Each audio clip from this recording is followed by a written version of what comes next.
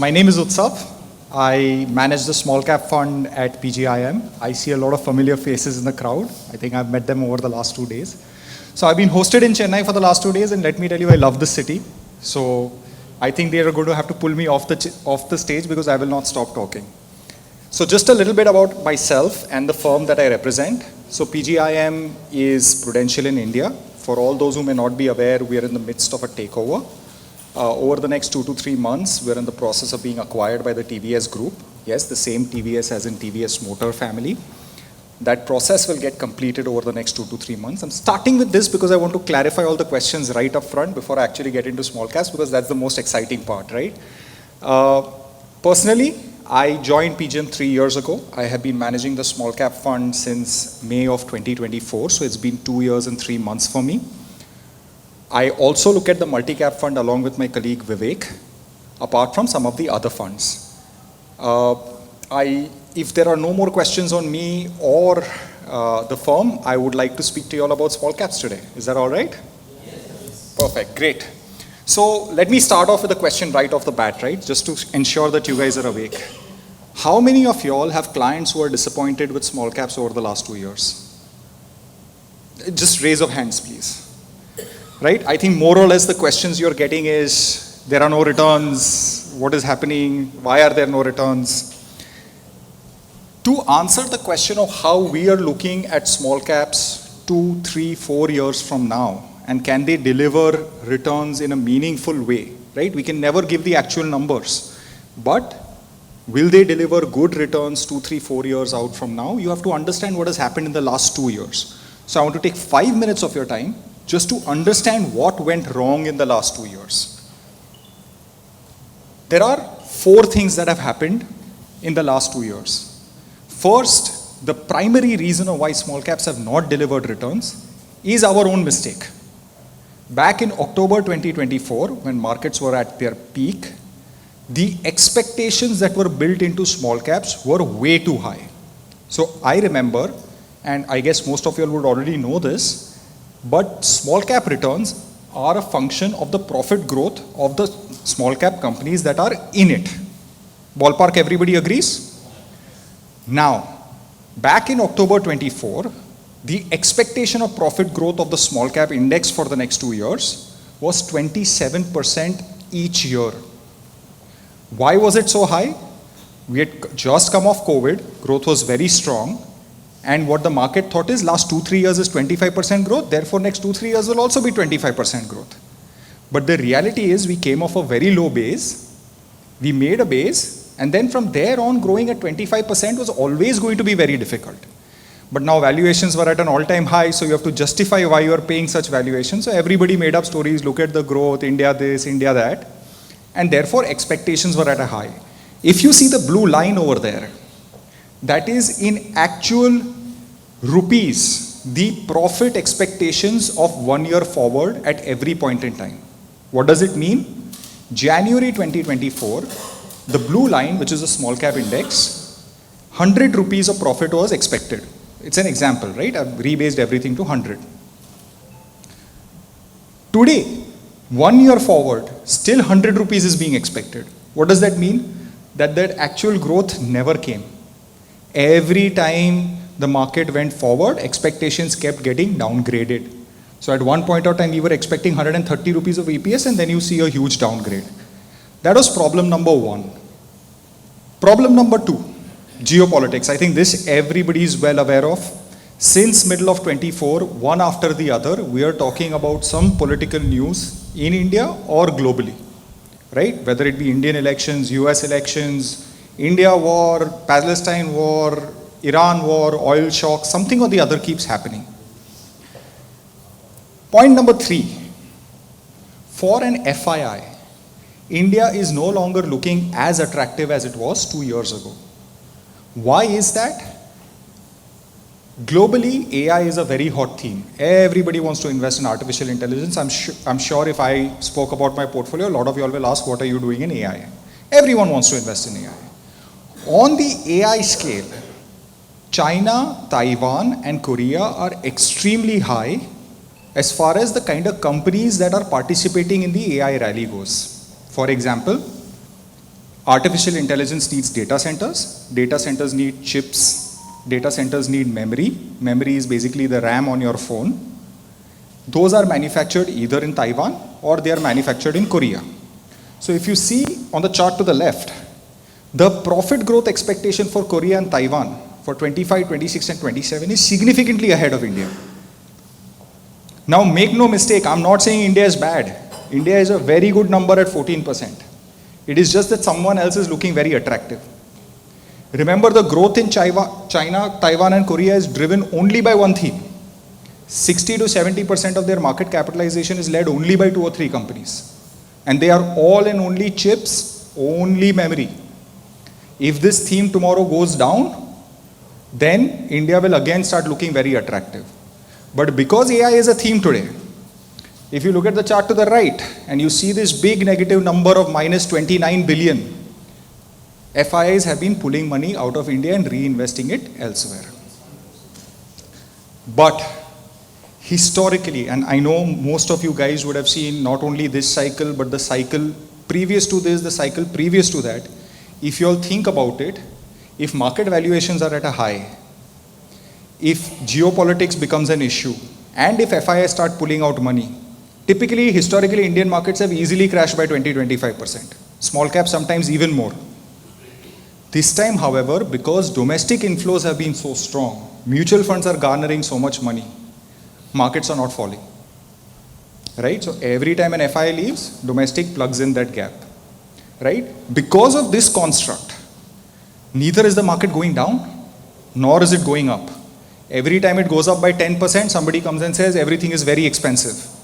Every time it goes down by 10%, someone comes and says it's suddenly become very, very cheap, and you are stuck in this 20% trading range. Now, this is the construct in which we are operating today. What does this mean for the next 2 to 3 years? Let me just jump very, very quickly to a chart which I think I need to show you all before I speak about it. Just focus on the navy blue last bar over here. This is what internally we call price to fair value. Why is price to fair value an important metric? I think a lot of industry participants, when they talk about valuation, they talk about price to earnings. But price to earnings is not fair. Today, if I look at Nifty, if I remove ONGC and I put in Trent in there, the PE of Nifty will go up. But is that right or wrong? Price to fair value is still the same. Trent is supposed to be expensive. Right? So we look at price to fair value. That what is the fair value where it should be and what is the price actually today.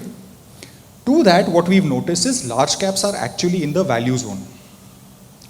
Small caps are expensive, but expensive by 10 to 15%. Mid caps is the most expensive category that is out there.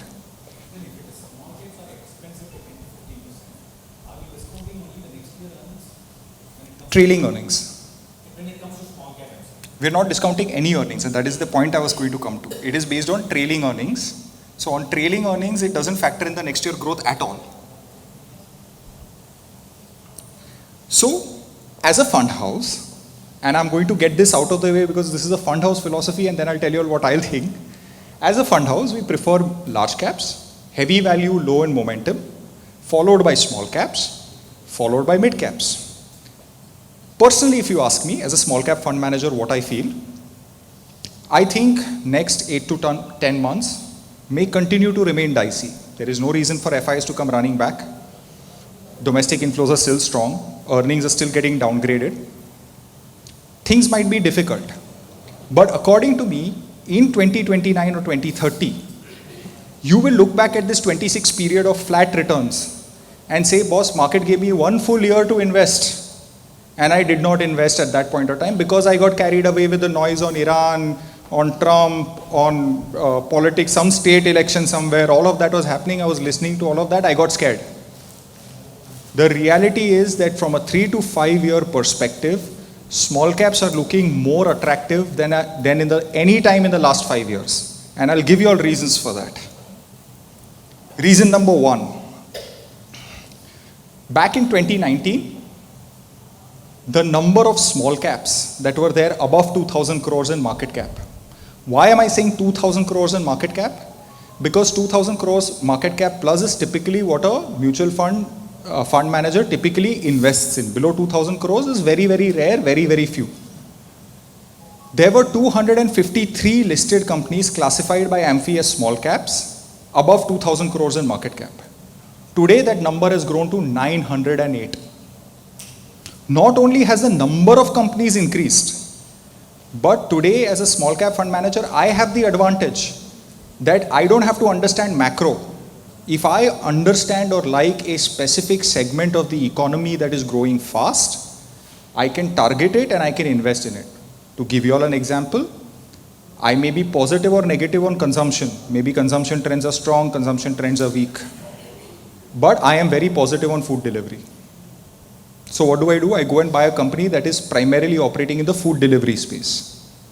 Financials, you may be positive or negative, but you may be very bullish on the stock market. So there is capital markets to invest in. Right? So I don't have to worry about a top-down call. I can specifically go and target a very fast-growing segment of the economy and directly invest money in it. You may not be positive on capital goods, but you like aerospace as a business. There are aerospace companies today. So not only has the universe expanded, but the type of companies that are coming are all in emerging sectors of the economy, which are growing very fast. The third thing that has changed, and I don't want you all to read too much into that chart, the only thing that I would tell you all is that unlike 23 and 24, early parts of 24, small cap investing was primarily thematic. You invest in railways, railways is doing well. It doesn't matter if the company was reporting good numbers, bad numbers, that didn't matter. Railways was doing well. PSU banks were doing well. Defense was doing well. That is how investing was done. Within that, nobody knew that company X's profit growth is coming, not coming. As a theme, it all did well. Now what we are noticing is that companies are actually responding to growth numbers. A company reports good growth ahead of expectations, the stock price does well. If you see the chart to the top, what you'll see is that high growth, the two buckets, are actually positive in terms of returns this year. Basically, the market has now started responding to growth again. Finally, I spoke about valuations. I spoke about how small caps are maybe at 15 or 20% premium to what it should be. If it remains flat for the next 8 to 10 months, then earnings will grow at 15%, that valuation will catch up. Correct? So now think about it. As a small cap portfolio manager, what do you need? You need a large enough universe to select from. You need good quality companies. And you need to ensure that the stock price is responding to fundamental movements. All those three things are happening. You want a discounted valuations, you're not getting a discount today, but are you paying absurd valuations? The answer is no. So 3.5 out of 4 things are well captured in the market today. And in a way, if I need 4 ingredients to make a good portfolio, 3.5 of them exist today.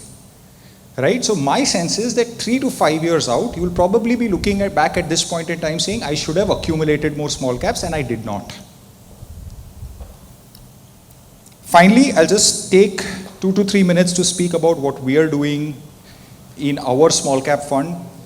I have all the respect in the world for what other funds out there are doing. I am of the firm belief that all other 40, 50 fund managers out there in small caps are all very smart people. They also know what they're doing. I'm telling you what I believe I'm good at, and therefore I am doing it in terms of strategy. PGIM Small Cap Fund is a relatively concentrated portfolio. We have 65, 66 stocks. That puts us in quartile 1 of amongst the most concentrated funds that are available out there. Point number 2, we are a growth-oriented fund. Our idea of investing in small cap is that you buy small caps which are potentially mid caps or large caps of the future. For that, they have to grow fast. There is no fun in investing in a company which is growing below 20%. There might be 1 or 2 odd exceptions, but on the whole, you have to grow faster. So for example, our portfolio earnings expectations for the next 2 years is materially ahead of the benchmark. Am I paying a higher price to earnings ratio today? The answer is yes. Because just like Sir very rightfully pointed out, that doesn't factor in the growth that is going to come in these stocks. So we believe growth trumps everything else. So we're sticking to growth stocks. That is point number 2. Point number 3, at a portfolio level, we have amongst the lowest beta and standard deviation amongst all funds that are out there. This is basically achieved by investing in a certain category of stocks, and I'll speak a little bit more about that. So what is there in our fund, right? And I've sort of tried to encapsulate it by showing some examples of, unfortunately I can't speak about companies, but if some of you all may know markets, you all may be able to figure out some of these companies, right? The first part of the portfolio is almost 60-65% of the portfolio is what we consider as the spine of the portfolio, right? The spine is essentially very fast growing companies or very unique companies that are growing fast. So for example, a financial exchange that is growing at 25, 30, 35% each year, right? There is no substitute for that financial exchange. It's almost a quasi-monopoly, right? And we expect it to grow at 25, 30%. What is the downside of something like this? It's already a relatively well-discovered stock. You may come back to me and say, Utsav, there is no upside left in this. The idea of this category is that if you find companies that are compounding their cash profits, not profits, cash profits, at more than 20% a year, over the next 4 years, their profit should double, and ergo the stock should double. Even if multiple reduces, then 15 to 18% return is what you can expect out of them, right? Another example, think of a hospital chain. Why have we picked this hospital chain? It's because it is one of the fastest growing hospital chains in the country. It is adding more beds than anybody else on an annual basis than anybody else, right? Again, very well known, very well discovered company, nothing sort of rocket science about it. The second part of the portfolio, around 35% odd, is what we know as optionality. Now, a lot of people believe that generating alpha in the market is a function of trying to find turnaround cases, poor balance sheet that will become good, or a cycle turning around in a sector. According to us, big money is made when you typically invest in a company which has optionality. What do I mean by optionality? There was a two-wheeler auto vendor. It used to make parts for auto companies in the country, right? Simple business. Some parts it used to make with machines, send it to the auto company, and used to earn money.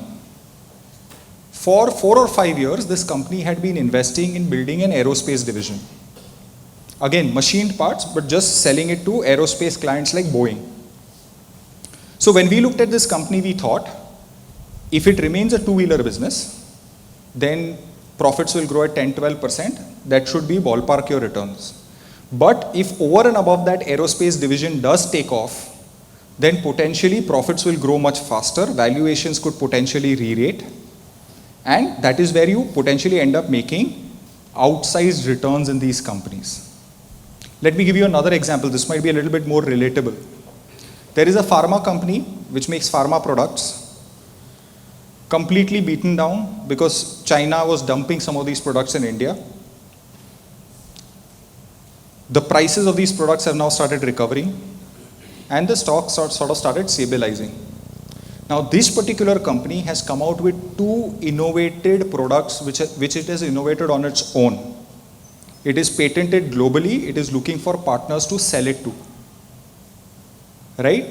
So what we figured is that if the core business continues to do what it does with improving prices, we'll get 10-12% returns. But if one of these innovated products actually takes off globally, if it finds partners to sell it through, it can potentially make outsized returns.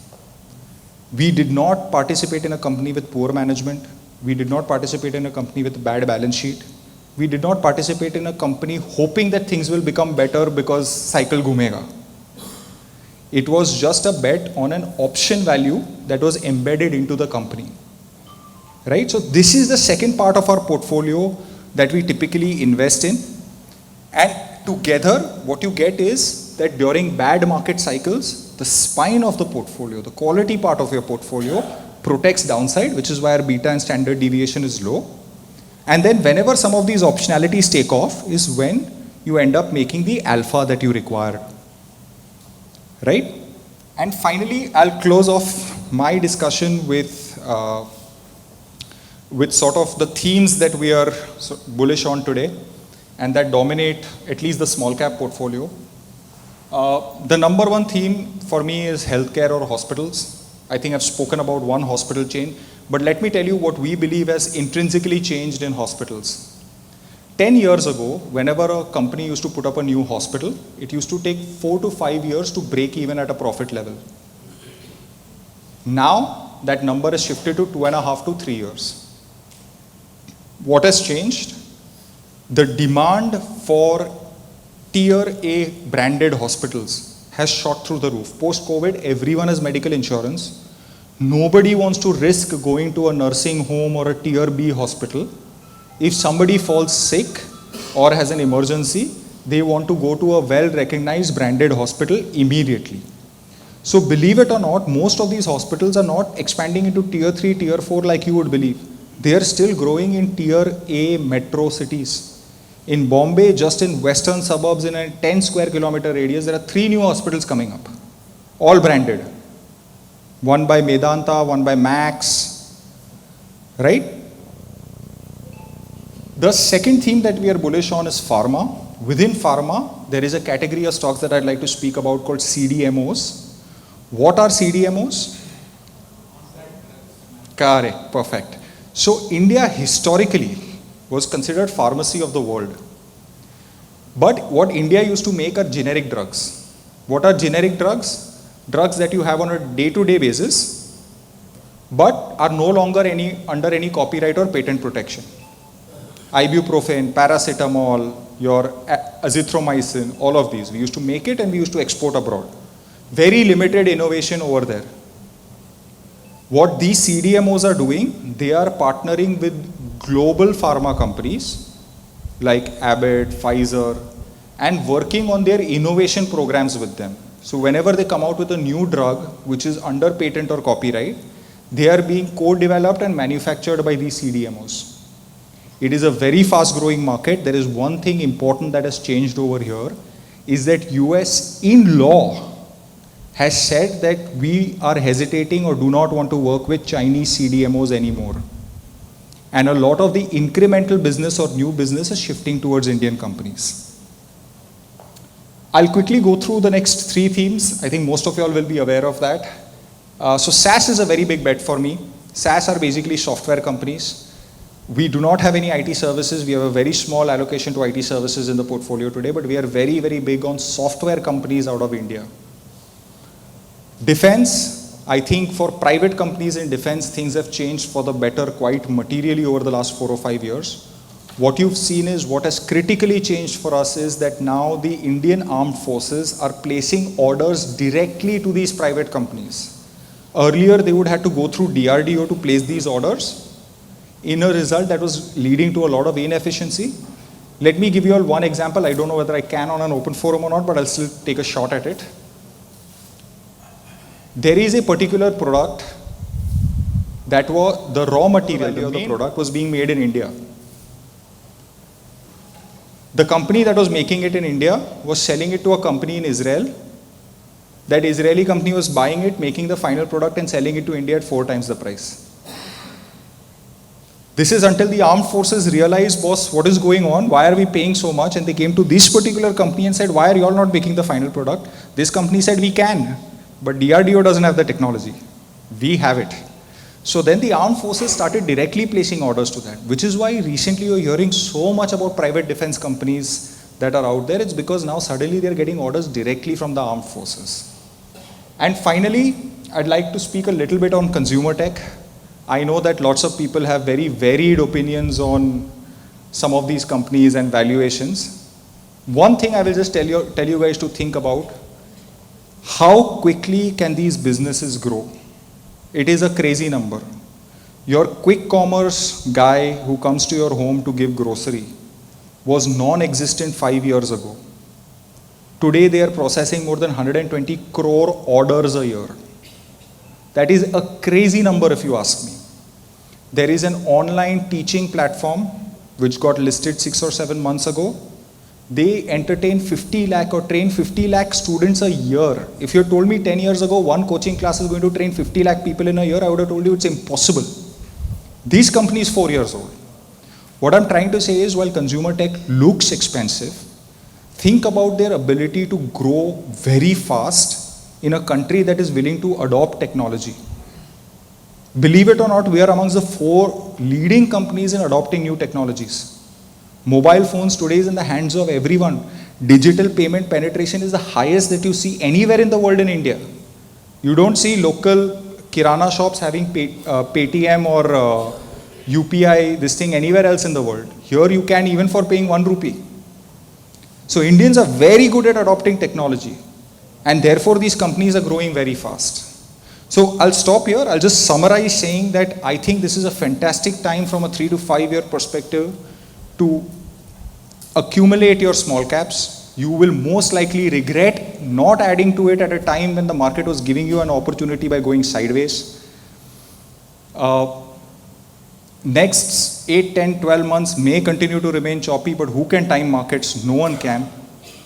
And within that, we run a concentrated stock selected portfolio of bottom-up bets of reasonably high growth companies. So I'll stop over here, open myself up to Q&A. I think you guys have 15 minutes more, so happy to entertain.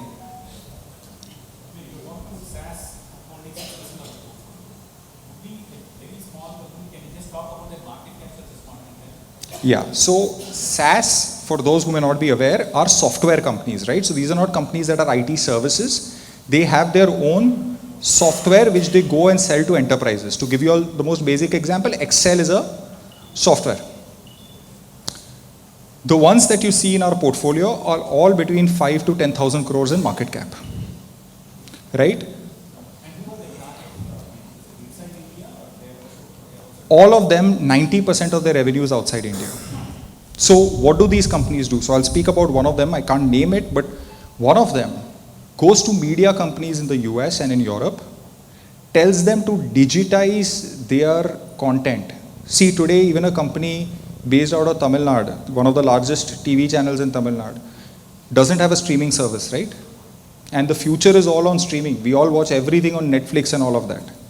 So this company goes to them and says, let me digitize your content. I will create a streaming service around it, and then I will do ad insertions in it to help you earn revenue. Right? Very fast growing company, growing at 30% a year. Profits are growing at 50% a year because cost structure is flat and throwing out tons and tons of cash. Right? Another one helps companies advertise on websites, digital advertising. Now, the fear in SaaS was 6 months ago when Anthropic and AI announcements started coming through, everyone thought SaaS is a dead industry just like IT services. They used to call it SaaS apocalypse, right? We did a lot of work and we found out that before all these large companies can figure out solutions for enterprises, these software companies AI into their offerings. So, to give you all an example, there is a travel booking app, right? I can't name it because it's in the portfolio, but you guys can figure it out. It's the second largest after Make My Trip in the country. If you just open up their app, there is a voice box down. Just click on it and you say, I want to fly from Chennai to Mumbai tonight. It will give you the options. This is standard. It will give you all the options and you say, pick option number 2.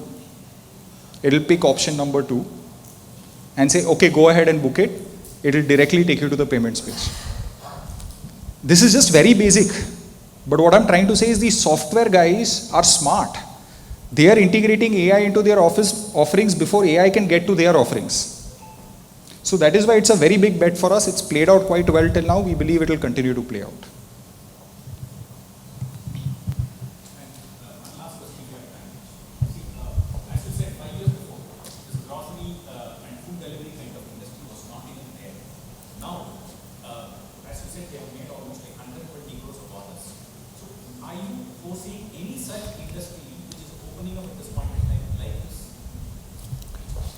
Okay, so 2 parts to the question. Are there any nascent industries which are coming up which can expand fast? Some of these are our bets.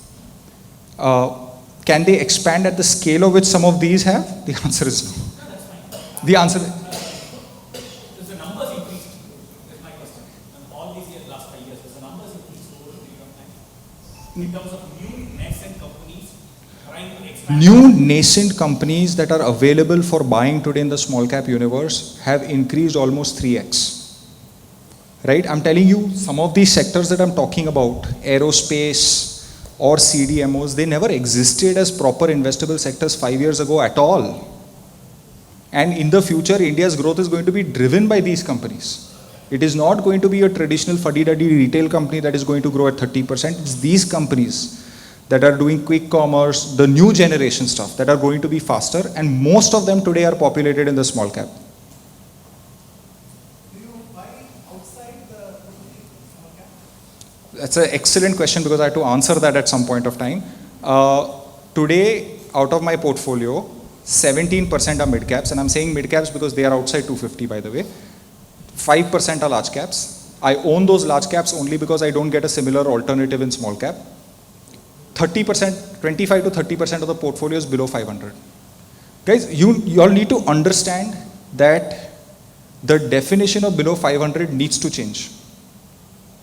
Why was 500 a cutoff at some point of time? That is because 2000 crore market cap ended at NSE 500. Today, NSE 750 is 7,000 crores. What we used to consider as mid cap 10 years ago is below 750 now in market cap terms. So when I look at a company, I am happy to look at any company about 2,000 crores in market cap. As long as it meets our criteria, we invest. Now, whether that results in 25% of the portfolio, 40% of the portfolio, or 15% of the portfolio, that's an outcome. But to answer your point precisely, we have an active share of 85%, which means our overlap with the benchmark is only 15%. Everything else is outside the benchmark. We do not look at the benchmark when we invest. We are a benchmark agnostic fund.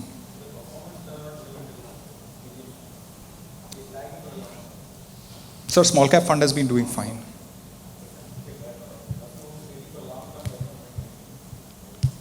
Okay, so that's a very good question. I think the gentleman was asking when will the performance turnaround happen. So, okay, I took over the fund in May 24. Since then, the fund has been doing fine. Of course, there are investors that have gotten in before that, and I cannot absolve myself of that responsibility. Look, 2023 was a terrible year for the fund. We underperformed by a huge amount. That is where I come in. I've been handling the fund since then. Things have been okay. They've not been exceptional. I wish they were much better. But at the same point of time, they've not been poor at all. We're pegging back some of that. But I cannot make decisions in the portfolio just because at some point of time we underperformed and take more risk in the portfolio. Right? So we're doing everything that we can to outperform, generate double-digit returns, then we are looking to outperform that by a reasonable margin.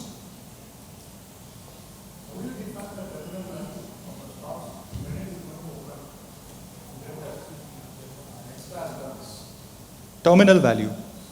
So what we do is essentially for companies, so we have an internal valuation model.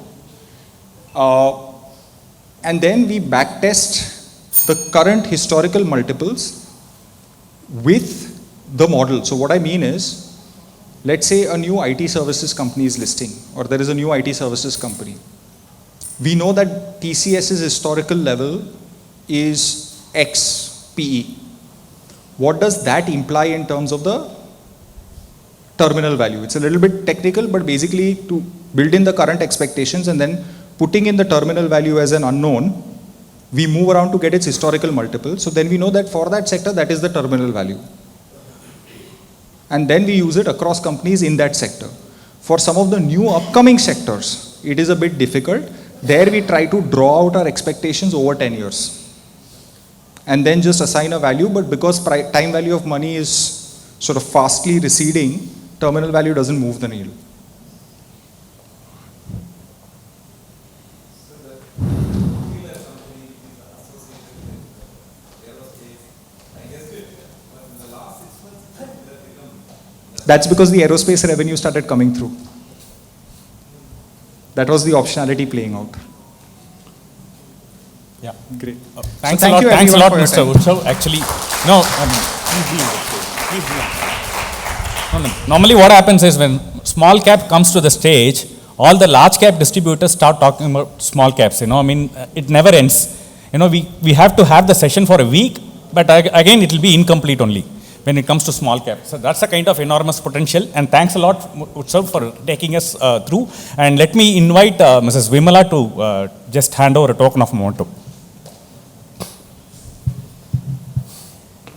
Mrs. Vimala.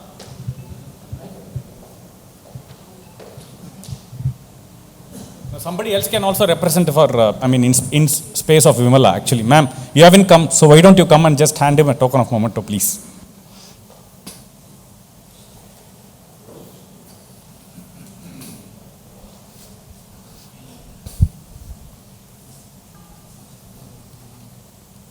This is yours.